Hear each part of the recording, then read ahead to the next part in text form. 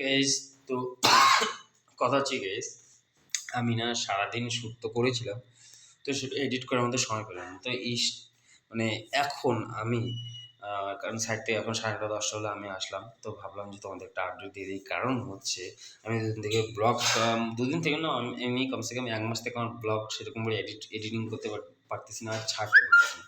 কারণ busy busy বলতে এত ব্যস্ত, সাইড থেকে যাওয়া আসা করতে করতে আমার 9টা 9:30 হয়ে যায়, কিন্তু এডিটিংটা করার মতো সময় থাকে না, আর আপলোড করার মতো সময় থাকে না।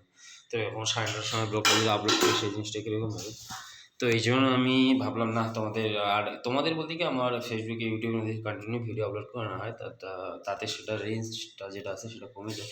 তো তাও আমার অনেক মিস্টেক হয়ে যাচ্ছে। তো চলো, কোনো ব্যাপার না, কন্টিনিউ ঘুরে আসবে, তাই তো নাকি? তো এরকম ব্যাপার গাইস। আর বাকি তো আমি ঘরে ফ্রেশ ভাবে হয়ে গেছি, তো খাওয়া দাওয়া রেডি, তো চলো খাওয়া দাওয়া করা যাক, তাই তো নাকি?